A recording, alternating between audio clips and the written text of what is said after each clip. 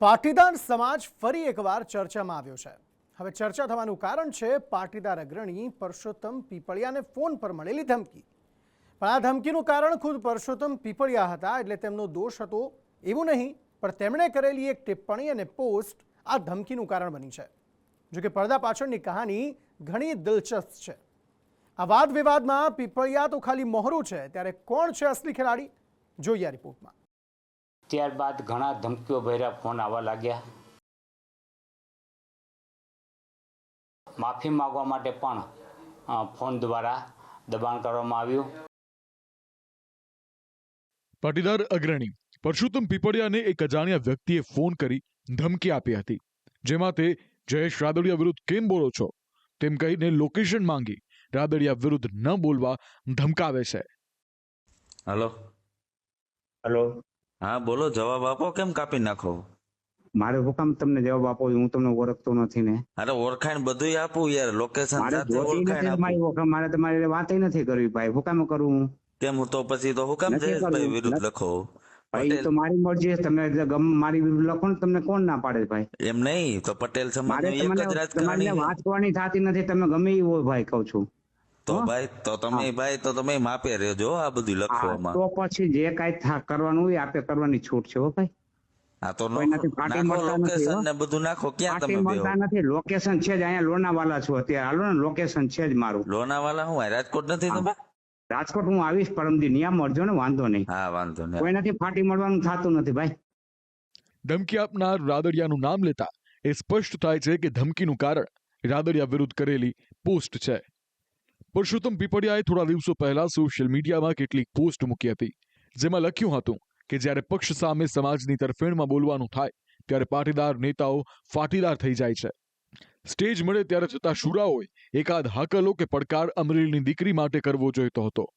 રાજકીય તાકાત ધરાવતા હોય તો શું સમાજે તમારાથી ફાટી મરવું? પરસોત્તમ પીપળિયા ખોડલધામના નરેશ પટેલના સમર્થક છે।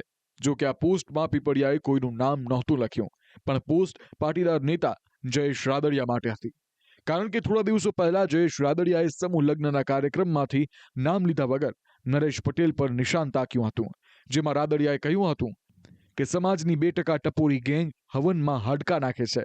કેટલાક લોકો રાજનીતિમાં નથી તો પણ સમાજમાં રાજનીતિ કરે છે। રાદડિયા સમાજનું કામ કરે છે, એટલે આ લોકોના પેટમાં તેલ રેડાય છે। જ્યાં હંમેશા સમાજનું સારું કામ થતું હોય ત્યાં હવનમાં હાડકા નાખવાની કામગીરી આજની તારીખે પણ આપણા જ સમાજની 2% ટપોરી ગેંગ કામ કરી રહી છે। અને એવી ટોળકી સમાજના નામે એક કીધું ને કે આવડા મોબાઈલની સ્ક્રીન અંદરથી ખરાબ મેસેજ કરી અને સમાજના કામ કરતા હોય એવા લોકોને બદનામ કરવાના પ્રયત્નો છે। એ લોકોને પણ મારે કહેવું છે કે જ્યાં રાજનીતિની અંદર નથી, રાજનીતિ અંદર નથી છતાં પણ એક યા બીજા પ્રકારની આદર્શની અંદર સમાજની અંદર હજી આજની તારીખે પણ રાજનીતિ કરવાના પ્રયત્નો મિત્રો કરી રહ્યા છે।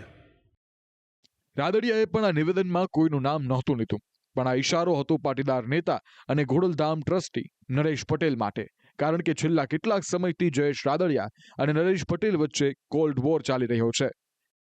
પણ ઓપન સિક્રેટ એ છે કે જે રીતે જયેશ રાદડિયા પોતે ગુજકો માસોલની ચૂંટણીમાં ઊભા રહેલા અને એમની સામે ભાજપ તરફથી મેન્ડેટ આપીને બીજા ઉમેદવારને ઊભા રાખ્યા, અને જે બીજા ઉમેદવાર જે ખોડલધામના ટ્રસ્ટી હતા અને એમના સમર્થનમાં નરેશ પટેલ આવ્યા, એમણે જયેશ રાદડિયાને હરાવવા માટે પૂરા પ્રયત્નો કર્યા।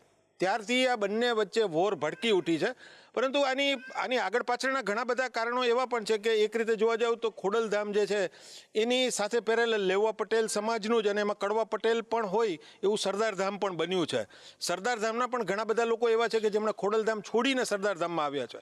એટલે એક પ્રકારનો એક ક્લેશ, એક વિશાળ વટવૃક્ષ જે લાંબા સમયથી ઘણી બધી સામાજિક પ્રવૃત્તિઓમાં અગ્રેસર હતું, હવે એમાં પણ એક જુદા જુદા ફાટા પડી રહ્યા છે।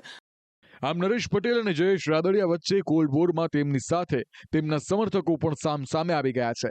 જો કે પરસોત્તમ પીપળિયાએ પોતાને મળેલી ધમકી બાદ નિવેદન આપ્યું છે કે હું રોકાવાનો નથી।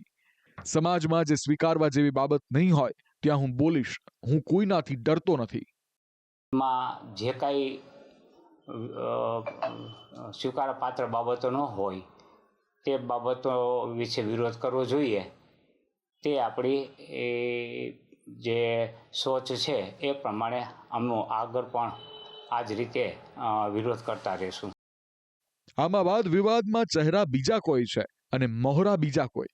આ વિવાદનું અસલી કારણ વર્ચસ્વની લડાઈ છે, જેમાં એક જ સમાજના બે બળિયા પોતપોતાને પાવરધા ગણાવવા એકબીજાની સામે પડ્યા છે, જે ક્યારેય મંચ પરથી પડકારો ફેંકે છે તો ક્યારેક એકબીજા વિરુદ્ધ સોશિયલ મીડિયામાં વોર શરૂ કરે છે.